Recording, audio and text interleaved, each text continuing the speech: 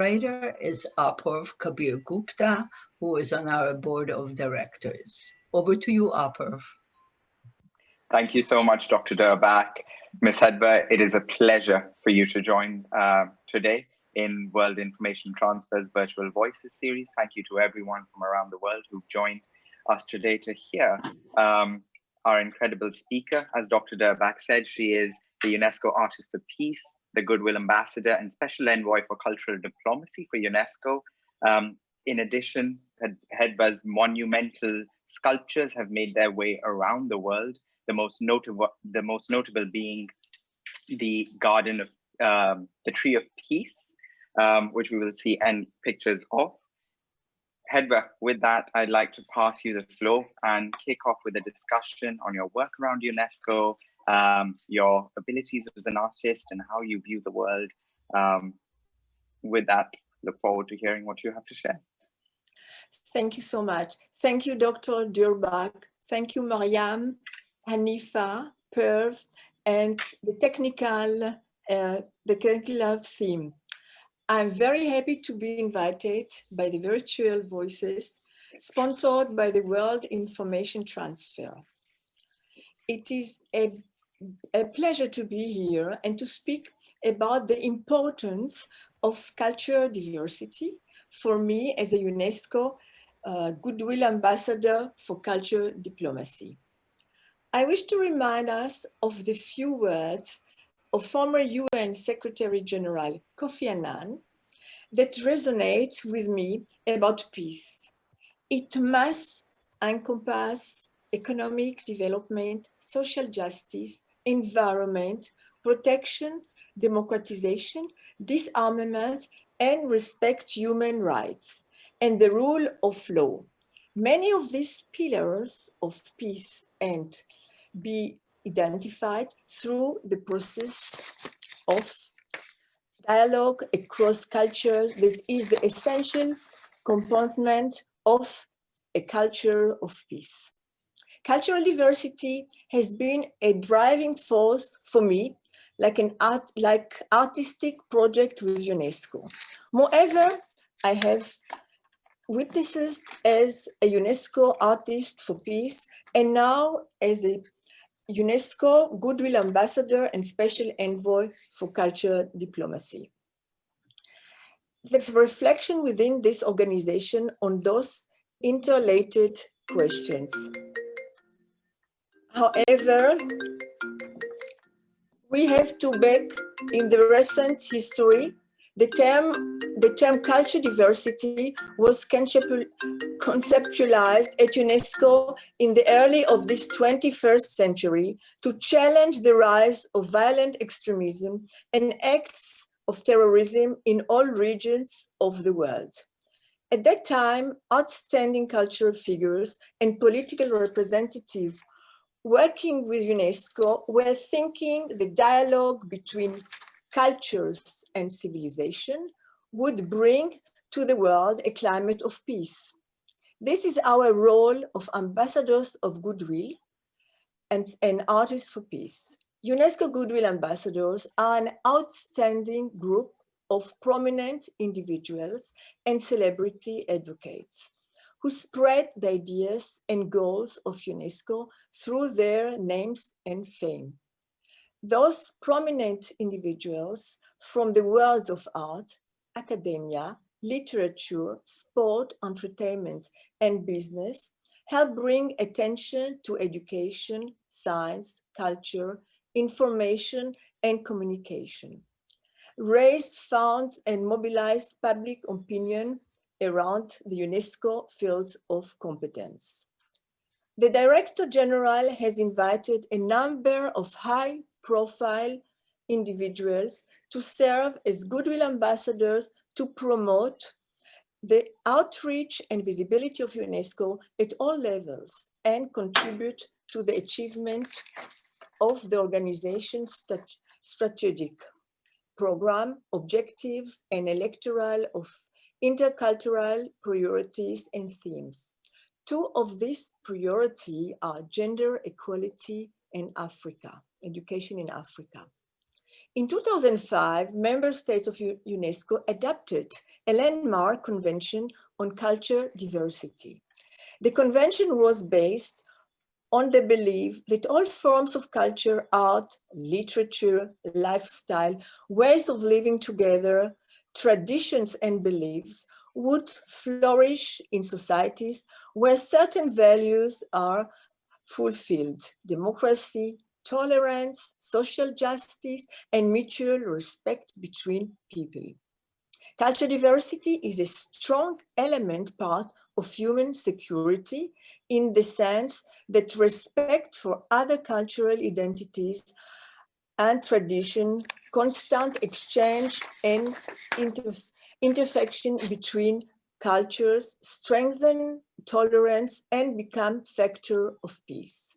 In 2015, governments of the world made commitment to tackling poverty and combating insecurity. They agreed on the new 2030 Agenda for Sustainable Development, SDG, Sustainable Development Goals.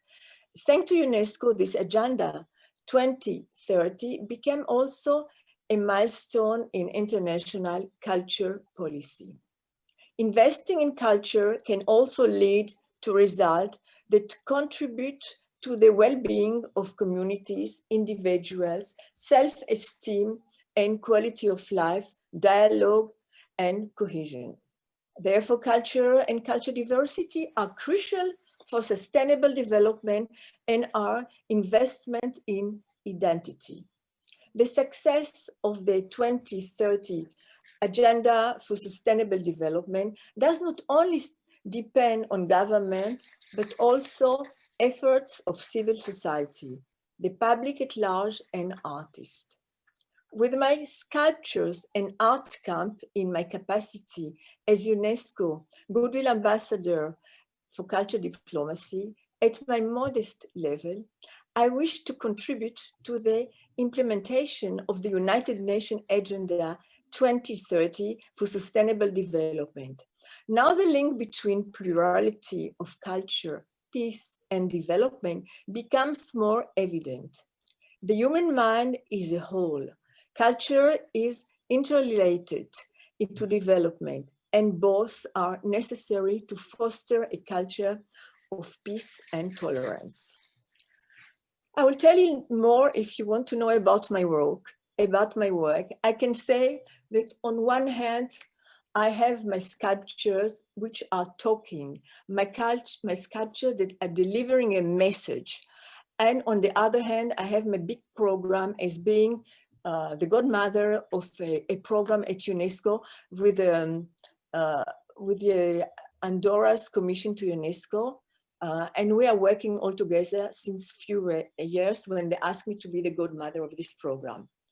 So if we were talking about the sculptures, how they move on to tell about history, to tell one of my sculptures, which is telling about the history, about memory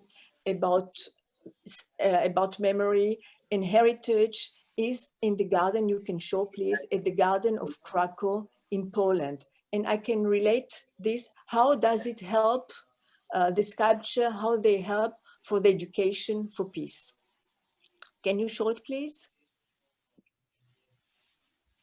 Well, you can see it. You can see it, the 4 sculptures that were inaugurated 3 years ago in Krakow, which is the capital of cultural capital of Poland.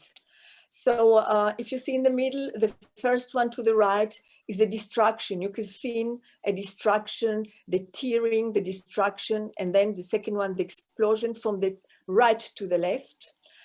The last one to the left is Rupture with Hope. And in the middle, after all this destruction, all these little pieces coming all together, and you can see the reunification. So this is really a way to teach that from destruction, you are coming to hope. I was working with, which is interesting, I was working with students. I was working with students at the University of Krakow when when I was beginning to work about this sculpture, before I had an exhibition in a museum, and they were coming and sitting, and I obliged them to work.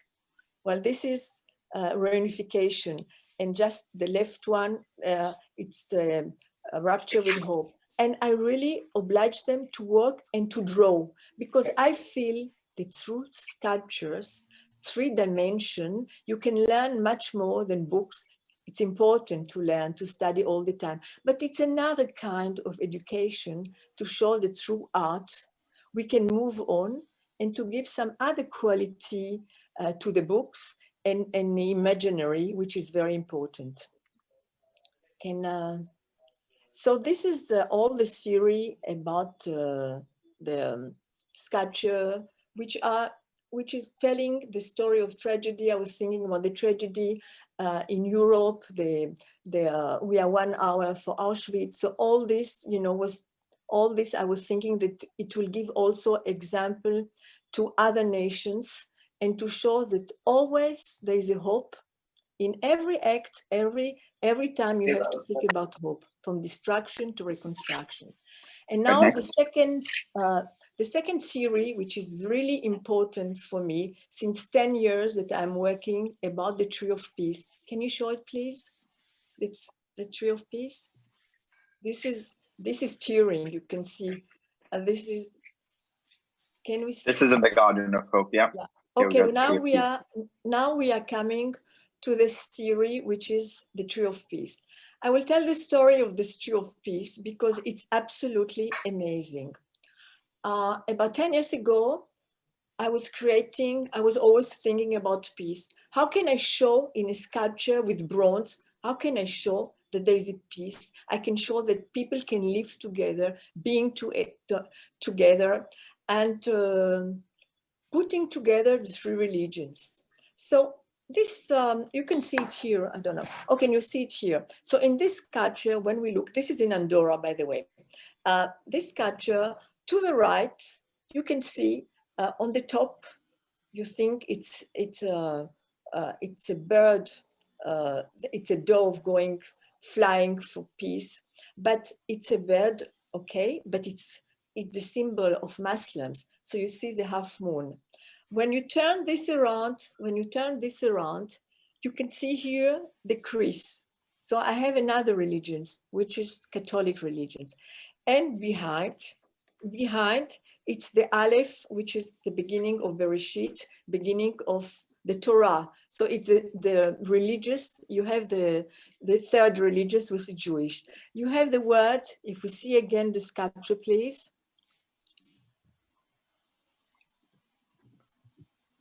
Can you see it back, please? So I'll continue on.